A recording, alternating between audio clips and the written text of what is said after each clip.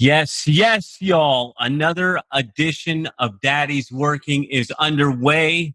Welcome back. And check this out. Check this out. I'm going to say welcome back, boys and girls, because I found out that there are some women out there actually listening to this show. I don't know why, but we're grateful to have you. We hope not to offend you, but we probably will. And today is a I can't even tell you, like, I wouldn't have guessed this. But right now, the day we're recording this is July 3rd of 2019. So I'm dating the show, but I'm doing that for a reason because July 4th of 2013 is when we launched the first show that would become the Podcast Factory Network. That show was the Making Agents Rich show. That was a game changer for my life. And really, I'm sure, in fact, I know because I've gotten feedback that we impacted a lot of lives, helped a lot of agents think bigger. And that's all because of one guy, one very special guy. And I talk on the show all the time about how important it is to get good mentors, to be around the right people, the people that elevate you, lift you up, make you think bigger, make you think better. And that is who I have on the show today is my partner from the Making Agents Rich show. I think this is probably the first time we're recording since we stopped that show over 3 years ago. Welcome, Mr. Persinger. What's up, brother? How's it going? Thanks for having me here. Yeah, Mr. Chill. I forgot our balance. Has it only been 3 years? It feels like it's been a much longer time than that. And you know what? It might be 4 years now. I don't know, since we quit doing the show. I thought it was like around the end of 15. Yeah. So it seems even longer than that. It seems like a decade to me. Yeah. Well, I mean, dude, I was sitting this morning. I'm making some keto coffee because I'm doing keto now. But I'm sitting there in our condo talking to Cupcake, and I'm like, look where we are. Like tomorrow's 6 years since we launched that show, and who knew that was going to change our lives? And man, I have you to thank for that because I wanted to get the hell out of podcasting. In fact, I wanted to get out of podcasting many times, and you talked me back into it. But even where I'm sitting right now, my real estate office is something that you helped me realize what an asset I had, and I needed to quit messing around with the Facebook and the pay-per-click and focus my marketing skills on this place. And bro, the system that I built while you and I were, you were pretty much coaching me, whether we had an official relationship or not, but that system's been responsible for over $2 million in rent collected since then. And I owe it in no small way to you. So thank you for that. Wow. So I mean, I remember those conversations, and the internet seemed like back in the day, seemed like a little bit of a silly place. Like, could you really make a living on it?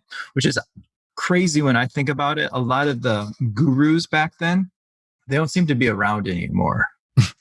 I wonder why. Right? Like, I don't know what happened to those guys. I don't know if they just got super rich and then just bowed out and don't have to work again, or what ended up happening.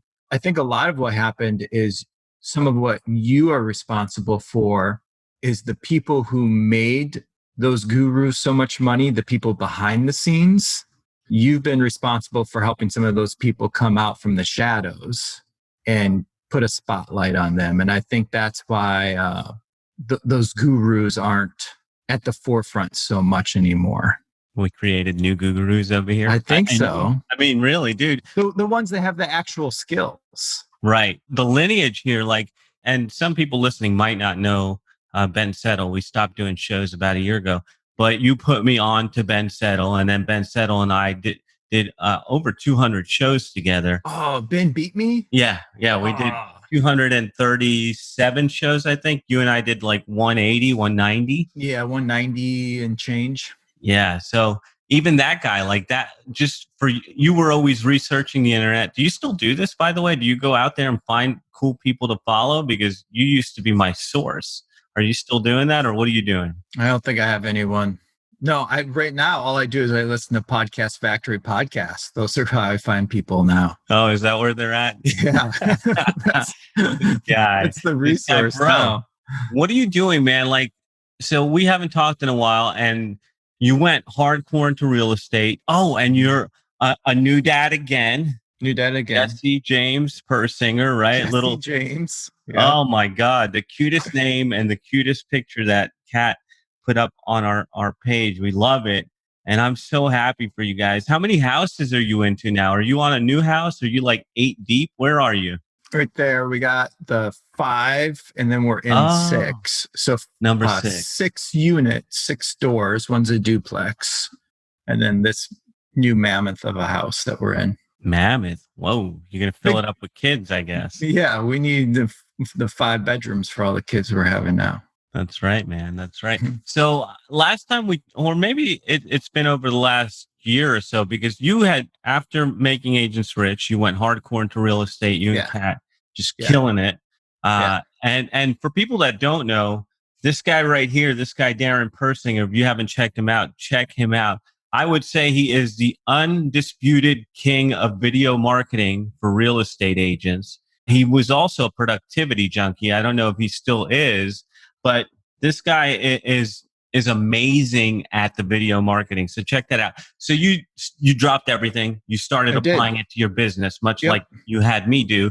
And now what are you doing, and how's that working? So after the birth of the first child, one of the reasons why I wanted to start podcasting, I came to you and I said, I need to get off the road. I was traveling 30 to 40 weeks out of the year, speaking and doing in-person consulting for real estate teams and brokerages. I was like, I gotta get home. And so that's why I wanted to do podcasting with you. So I was begging you, do a show with me so I don't have to go out and do this stuff anymore. And then I just decided I needed to be at home, way more focus on our business, simplify the life. So Catherine and I just started doing sales together. That was working. Then it almost became like we're too comfortable. We know we could be doing more. So then it was time to elevate it. And we kind of figured out how to do that. And now we're on to a scaling side of it. And I'm just way more comfortable with the next kid. Like, I know I don't have to be there 24/7 for him. Like, sometimes when he naps, I don't have to sit there and stare at him like I did the first kid, you know? So I'm just more locked into this identity of being a daddy, and realize I can do some balance. So I just swung so far the other end of the spectrum of like all family. And now I'm trying to find a balance here. You think there really is a balance? Is that a real thing? So here's what I'm calling it. And Catherine and I, through discussions, I think we've had these discussions on the Making Agents Rich podcast. I call it alignmentism. It's about what is the pinnacle of what you need to feel happy and comfortable, and then everything else doesn't matter. So my desk is a door from Home Depot. My chair is a little bit nicer and comfortable. We drive paid off vehicles that are Fords. They're nice. They have, this touch screens in them, and they're leather. We don't need anything more than that. Anything more would be excessive to us. Maybe to someone else, they need a nicer vehicle, and that's great on them. That's them being in alignment. For us, we just have figured out we're very purposeful, intentional, and we call it being in alignment, having alignmentism instead of minimalism, right? That's too little. Some people go crazy with that. So we look at it as alignmentism. Alignmentism. How did you realize that you swung too far into the family thing? What was it that tipped you off to that? Too much watching mindless television, probably. Like, I just had too much downtime. Some people would like that. I get it. And that's about being in alignment for them. Some people like the 8 to 5, the security, come home, pick up their kids from dance class or little league, and then go home and have dinner and watch TV for 3 hours. And that would be, there's a lot of times I wish I could be tuned into that. I would love that life if my mind would allow me to do that, but that's not how I work. Bro, I can't. I'm looking at you, man. How much weight have you lost? Because you look like you gotten fit. What have you been doing? Right now, I'm on just like pure strength training. So I dropped 30 pounds and now I'm putting some weight back on through just pure muscle. Just go out and do like 5 reps, just lifting as heavy as I can. Really? Have Yeah. you checked out that, or maybe we talked about this. Have you ever checked out that strong lifts 5x5? Yeah, I'm doing somewhat of that. I've seen that. 5 sets, it's too much for me. I can't go that route. Yeah. Dude, you should see what I started. It's scaring the hell out of me. I've never done anything like this. Have you heard of the 75 hard? No. What's that? Oh, oh man, Sounds dirty. it is. It's very dirty.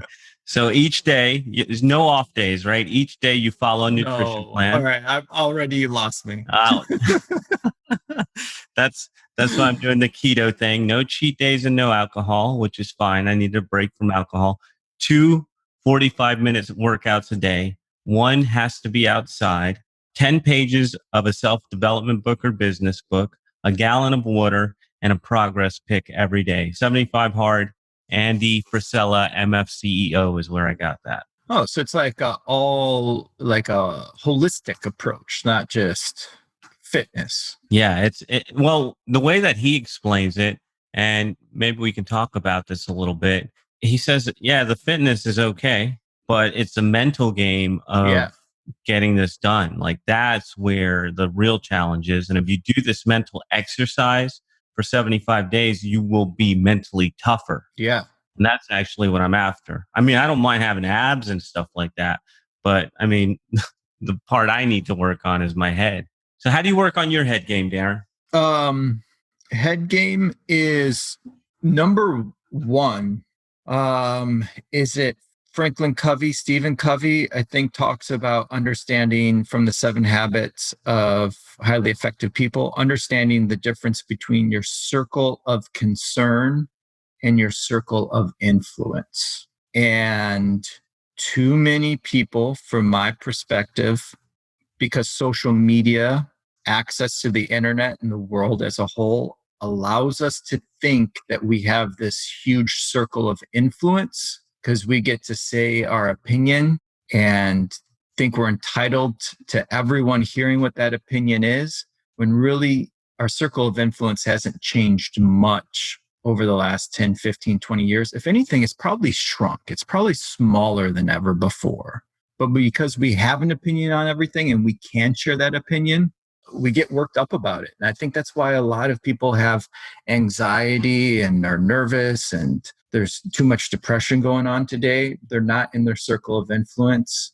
They're too focused on their circle of concern. So I just try to shut off the noise as much as possible and stay focused on what I can influence.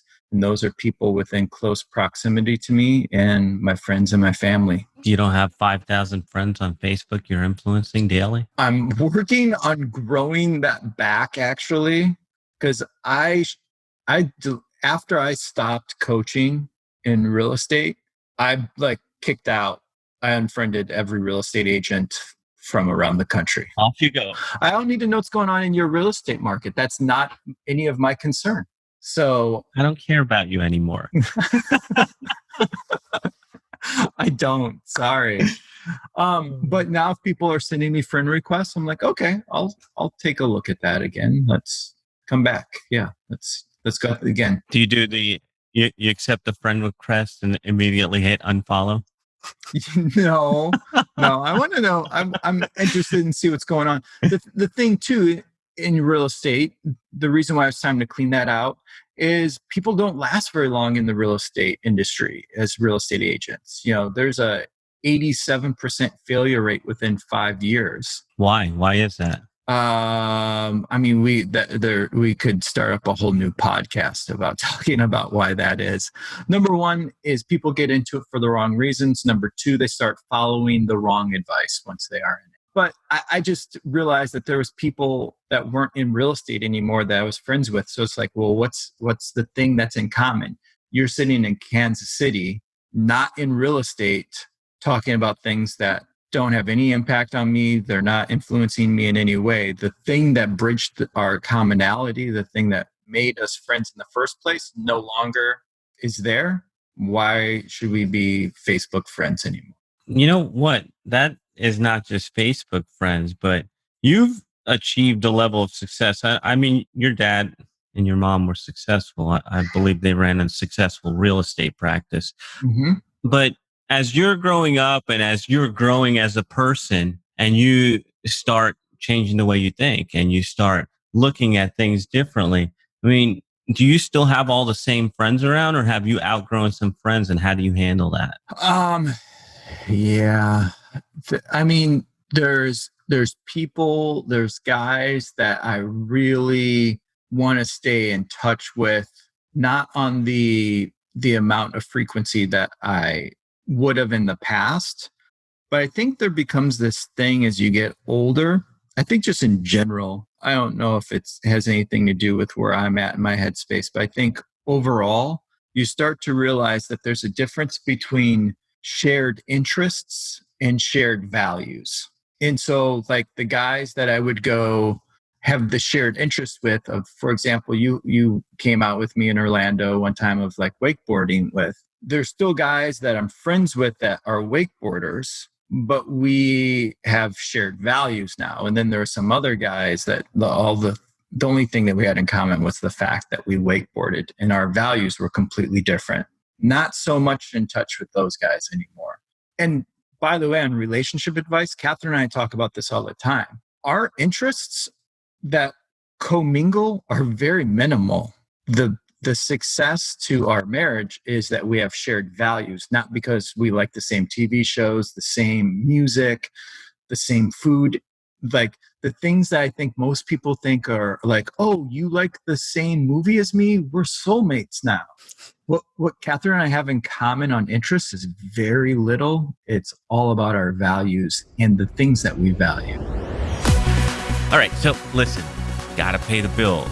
So here is a quick advertisement for your ears that I think you're going to find useful.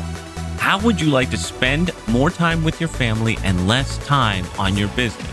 Before anyone chooses to do business with you, they need to know one important thing. Can I trust you? The only problem is building trust can take forever. And I know you don't have that kind of time. But what if there was a way to build trust in minutes instead of years? You'd want that, wouldn't you? Good news, buckaroo. That's exactly what you'll get inside my digital daddy's toolkit. It's got my top 3 speed influence tools to make you a trusted expert in any market quickly. Go to daddysworking.com/DDT to grab your copy today. So let's share some of those because I've got some thoughts on values, but what are some of your core values? The first one that attracted me to her, and she would agree, was she told me she wanted to own 3 homes before she was 30. And I was like, I got 3 homes. I'm 30. I got you. Like we got married right now. You're in. Like you got it. So Boom. that was the first thing, is just like real estate, honestly, real estate investing. And then it's just become how we believe in alignmentism, as we've had discussions over time of like, oh, that thing would make our life comfortable, but that would make it more comfortable than what we need. So our ideas on consumerism versus investing, how we're approaching raising the kids and what legacy means to us, and family time, friends, all of those things that we would put under value, our mission for what our marriage is, our mission for raising our family. I love the idea of values. In fact, I got a lesson in that recently, and I think you'll be able to relate to this. I used to do, when we were bringing in clients to the podcast factory, I used to do this assessment and tell me about your ideal client and tell me age and demographic info. And I had an awakening this year where none of that matters. All that matters is what are your core values and how do we share those core values, because it's going to attract the right people. And so we're changing everything around a value-based approach. I like that. That's crazy to think about it, but that's I mean, I don't know. How did we become friends? We had some similar values. It was like hard work. Let's make some money. Let's show up when we say we're going to show up. Let's not lie to each other, you know? So I think that, I mean, all these years, how long have we been? I mean, it's got to be at least 2010. Yeah, Damn, I was going to say it like a doesn't even decade. seem that long. And I mean, look how far we've come. It's incredible.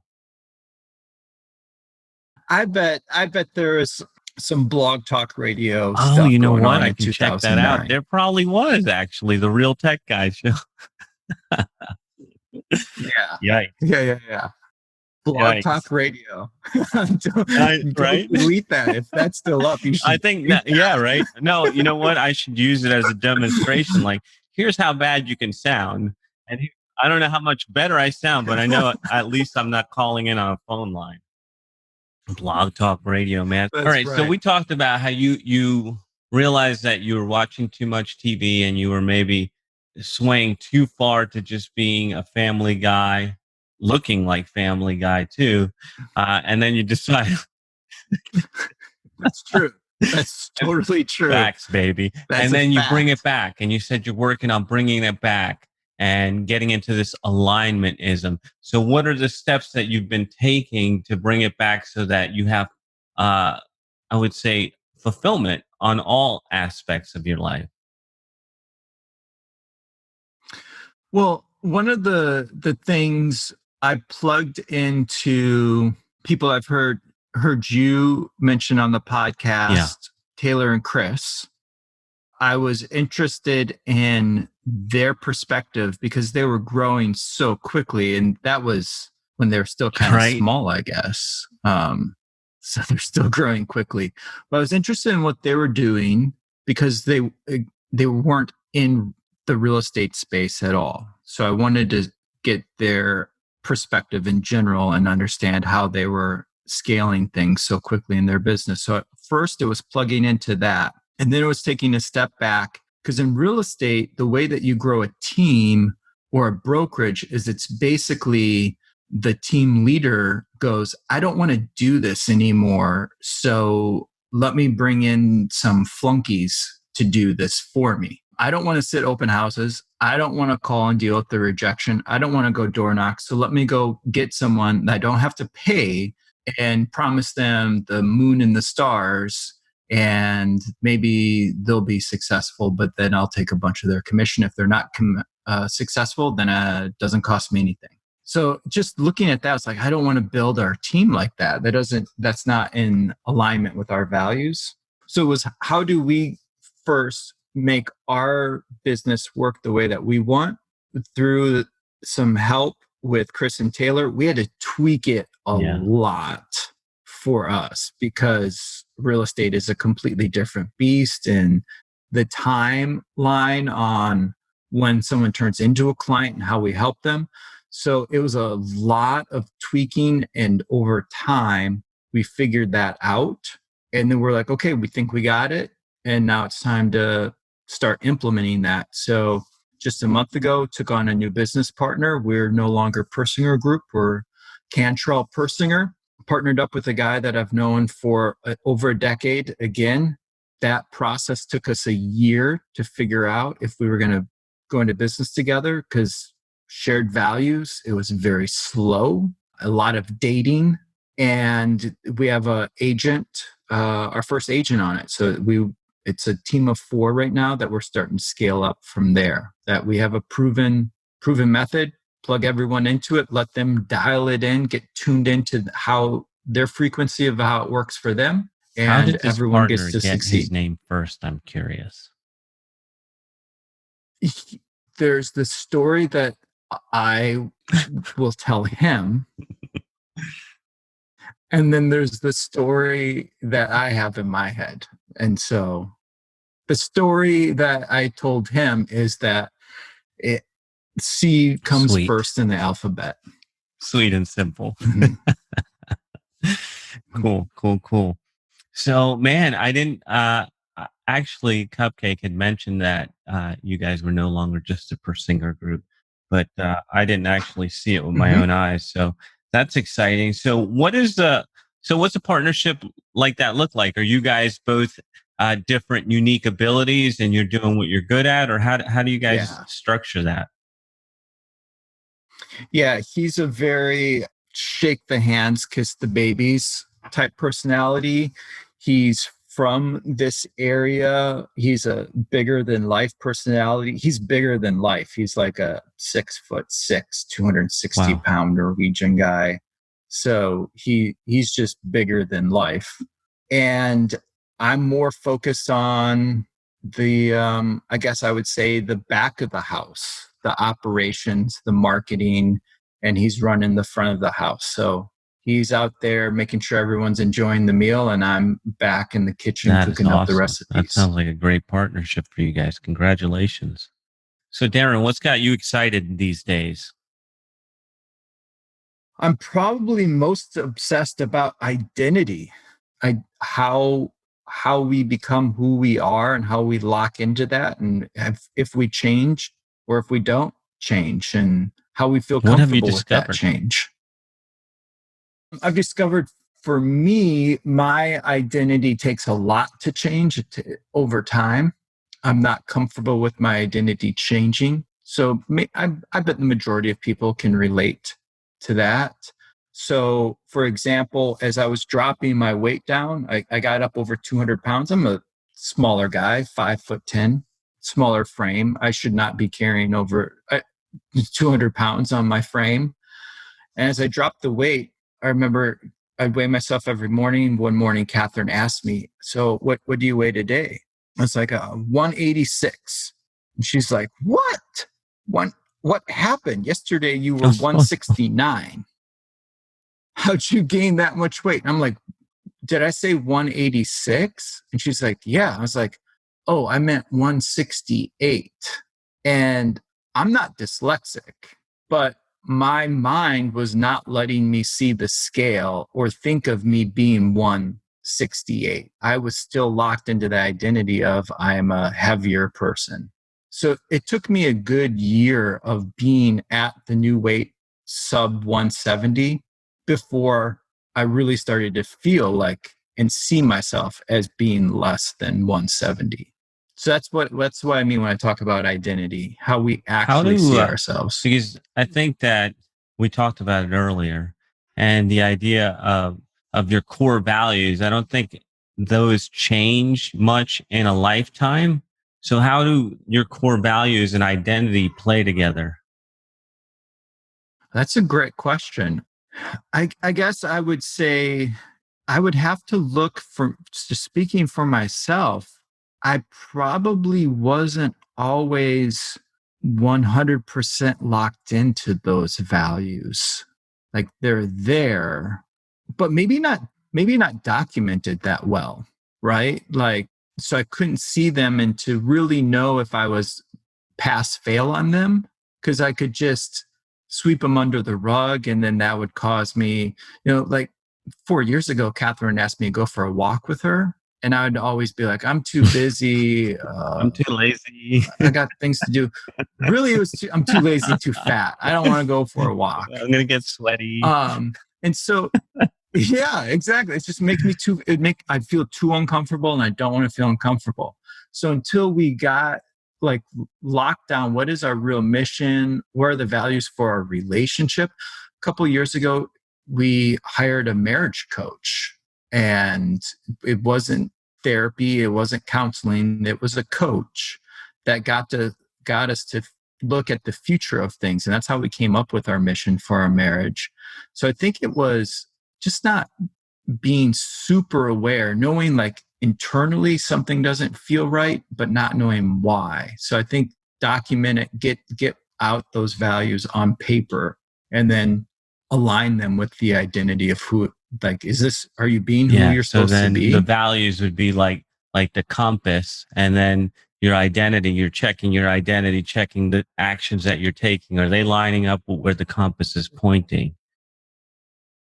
Yeah, because like a good example of that is after I lost the weight, Catherine's like, this seems like who you are, like who you were for. Because when she met me, I wasn't that, you know, And she's just like, I just never saw you as someone who wasn't going to be working hard and wouldn't work out because that's who you were when I met you. So I just lost my identity for a I little thought you while. were going to say that you look sexy. She told you look sexy. Let's make another baby. But I guess that was another conversation.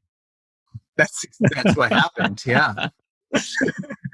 Well, what it was is like he was born the day after I Oh, turned really? 41. And I was like, yeah, I was like, I know some old dads and they don't do well. It's hard being a dad to a young child. So if I'm going to be a 41-year-old dad to a newborn, I better get my ass Bro, in shape. I pride myself in that. Like, even now, I mean, I'm in better shape now, but I'm trying to get in even better shape. But when I would take Hudson to soccer practice or take him to school and see some of those dads that are younger than me, I love looking better than them. Not that I'm comparing. I just love the way it makes me feel like, damn, man, take care of yourself. You're going to die before your kid grows up. Yeah, the energy level to keep up, just the ease of being able to get up and down off the floor, like And that's now you got a little important. boy, and that boy is going to be wild because, I mean, that's what boys are. Little boys are what we get it. uh, We see it. yeah. So, what else? What else? Oh, you know what? I wanted to ask you about because you keep talking about how you don't like to get uncomfortable, but I've always found that in order to grow, you have to get uncomfortable. So, what is your problem with getting uncomfortable? You do it, don't you? I'm totally fine getting uncomfortable now, but it was during that period of time that it wasn't working. I didn't want to be uncomfortable. And I think part of it was I was so uncomfortable actually, like in my own skin. Like I was just tired all the time, overweight, not really doing business the way I wanted to do business. Like all of those things were leading to me being uncomfortable. And I was just always trying to find more comfort Mm. in something. So what's the easiest path for me to take? But now it's work out 3 days a week, do yoga morning and each morning and night, and then go for a run a couple times a week. So that's the physical. For business, I'm talking to the team about this of I think weight training. I'm interested to see how this goes for you because I think recovery, especially with my age, is super important after working out. I need to give myself Yeah. time to recover. I'm trying to talk to the team about that of for fitness, it's about resistance and then recovery. If you're not putting enough resistance into something, you could go to the gym 3 days a week, but if you're not lifting enough weights, nothing's going to happen. Or if you go to the gym every day and you're lifting too much weight and you're not giving your body time to recover, nothing's going to happen. And so I'm talking to them about that with their business. If you're going in each day and you're just going through the motions, nothing's going to happen. But if you're not taking some time to give yourself space in the day and in the week to recover from pushing that hard and reflecting on things, you're probably not going to get any better either. So resistance and recovery all around. Speaking of reflection, you had my success journal. I got it behind me. Like, what are you doing now? How do you, I mean, is that something that you're still using where you write it down, you reflect, you look at what you're doing, see how you can get better, or what's your process these days? The process is after we moved into this house in December, just last December, moving all the books, all the physical books I have. So if you're looking around my office, you see I have no bookshelves. Everything stayed in the garage. I did a Ty Lopez, the bookshelves in the garage there. And Next to then the based station upon wagon? exactly the minivan and books and all the journals that I had, I was like, I never want to move this many books again. So I went all digital and I actually journal more because of that. But I just have like a copy and paste. So I took some stuff out of my success schedule and put in there so that I can answer the questions each night in my night routine. In the morning, I journal. For work, we have a daily brief that we fill out just to see where our gaps are, track our metrics so we understand them as a team, and then a weekly review that is kind of holistic. How did we feel about our personal life and our business life? So documenting, reflecting even more. I think it's a real privilege to be able to make space and reflect and review. And if you have the ability to do that, if you have the resources, which you do if you're listening to this, if you're not taking the time to give yourself space to reflect and review, you're missing out. Because not a lot, but there's many people out there that don't have that privilege. Like, life is hard and they're just moving from one thing to the next, and they're in survival mode, and they can't sit down and think, be philosophical about stuff and try to connect the dots and where's the common thread through this and where's the lesson to learn. If you're not doing that and you have the ability to, you have the time to, instead you're just watching some more Netflix shows, you're missing out. It's take the time, because that's where the magic happens. Yeah, that was a big part. I'm using a different system now, but just the reviewing what has happened, how I feel about it, what I could do differently has been probably the most impactful impactful activity I have ever added into my regiment. And I have you to thank for getting me started on that. Although your success journal was a little complicated for me. I got something much simpler now, but I have not gone digital. So Darin, we're getting close to the tail end of the show, and I'm wondering what you thought we'd be talking about that we haven't talked about, or something you want to bring up to just share with the listeners. I'm going to turn it over to you. I'm surprised we didn't talk more about podcasting. What is there to talk about? What, are we getting meta here? Talk about podcasting on podcasting. What do you want to know about podcasting, friend? I'd love to know. Did you think podcasting would be where it's at now from when we started in 2013? Come on, you know with the answer. The podcast factory, You know not just Blog Talk Radio. Like, why was it called Blog Talk Radio? That's a stupid I know name. why, because back then all the talking blogging. heads were talking about blogging, and here you could blog talk. I think it made perfect sense. Right. I know I didn't. So I hated it. In fact, I really did. Like, after our like the MAP, marketing and productivity radio, that's going further back. Yeah. But I really just was not satisfied. I did everything wrong, and I think that was a good thing. But I also believe that your encouragement, because at that time you were the one telling me, dude, you got to stick with this. Podcasting is going to be huge. So you actually had more belief than me. I was just like, I'm done with this. But then we figured out the system. I call it the no money down podcast formula, where we actually launched a product to fund the podcast, and brought in a team to help us. And our first thing, like the Think Rich series, that whole thing of indoctrinating the audience is now something that I've adapted into the content vault, where we're knocking out objections and making sure people are in alignment with us from the very beginning. Like, all that came from our time together. But no, I didn't think it would be big. I was burnt out on it, and I was only doing it because I cared about you and because I know how much you helped me, and you wanted to do it. So I wanted to back you up because you had helped me so much. I tell that story all the time, and that's 100% true. You drug me kicking and screaming back into podcasting. But I'm glad I did. I'm glad you're helping a lot of people. Dude, millions of downloads. We've helped like 40 plus experts. We got like 5 or 6 shows in production now. And to me, it's a gift. It's a blessing. I'm humbled by it, because it's this thing right here where it's nice to have a conversation, and it's nice to do interviews, and it's nice to connect with a small audience. But when I can help an expert like you create a mechanism which attracts the right audience to them and shares that message and improves that audience's lives, I have a morning formula, and in it I say I'm never going to die. And the reason I'm never going to die is because of the work that I'm doing with guys like you and the other experts that we work with, because that's the legacy that I'm creating.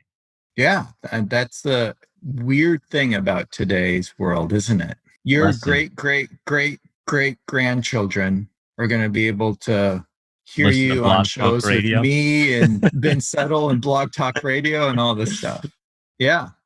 Well, I just forwarded an email from you to my business partner because he has another business and he has a podcast called I Will Hunt, where he's talking to a guy that wants to start hunting. And my business partner is a big time hunter. And he's like walking them through, here's all the things you have to do, not just like getting your tags, but you have to get in shape if you want to go hunt and climb up hills and mountains and then drag the animal back. Right. So he's like walking them through all the steps. And he was telling me the other day, he's like trying to figure out how to monetize this and get some sponsors. And so I tried to tell him, you have the business already. He has a gun business. He builds custom rifles for people. I'm like, you should You're just the sponsor. sponsor it yourself. And I didn't want to be the authority on that because I felt like he wasn't really getting it. So then I just forwarded that recent email that you had over to him, and he responded back this morning. He's like, hey, thanks. I'll check this out. I'm sure I've got all kinds of emails. My autoresponder is now 90 emails deep when you join. So anything else, man? And did I miss anything? Anything else you want the Daddy's Working crowd to hear? And I need them to hear, and I should have put this in the middle of the show, DarinPersinger.com, DarinPersinger.com if you want to connect with Darin. But what else? Anything? I got nothing else. I just think we have this great opportunity where if, speaking to dads, number one, I would assume that you have a significant other that is close to you. I'll speak to the others that don't have someone, because sometimes, you split up. But if you got that significant other, start there. Like there's a lot of, it makes me sad, Jonathan, when I hear thought leaders talk about relationships in business and mission and values and vision, and then I see them split from their partner, their life partner later. And it's just like, if you would have put a little bit of that thought and effort into your marriage, into your personal relationship, the same way you talked about the business, that probably wouldn't have happened. And that's why Catherine and I got a coach. So make sure you're putting the same into the personal side. And then if for some reason you're not with that significant other and you're still a daddy, make sure you're like taking care of yourself so that you can take care of your kids and play with them and have that energy. And for me, it was just a matter of, if I watch 3 hours less of Netflix a week, that's 3 hours I can go get into the garage and pick up things and put them down. And I'll be a better father because of that. No kidding, man. I love it. Beautiful. So I said DarinPersinger.com. Is there anywhere else that you would like people to go, or is that really the core of it all right now? That's the core of it. I should probably do more Instagram, but I always lazy and Use forget the about stories, it. bro. That's where it's at. I had I think I did like 250 This Is the Life shows, vlogs on YouTube. So videos, I'm not a stranger to video. You already mentioned that. For some reason, I can't make myself do stories. I can't do it. Because you can't edit them. That's why. But if you plan ahead. Yeah, exactly. You plan ahead and hit that button and you know what you're going to be talking about. You can knock that out. But I found the videos are powerful. So DarinPersinger.com is where you go if you want to join his team, learn more about his philosophy, be his friend. This is one of my greatest mentors. And early on, if I didn't know Darin, I wouldn't be where I am today. So he's a guy worth checking out. Darin, bro, I know it was short notice. Thank you for generously, because it's so important that today is like nearly our 6-year anniversary of launching that show. I feel so blessed to know you and feel so happy to be talking to you today in particular. So thank you. Yeah, thanks for having me. I didn't realize what day it was until you mentioned that in the intro. And I was like, oh, this makes sense now. It's a big deal to me. So thank you. Yeah. This is thepodcastfactory.com.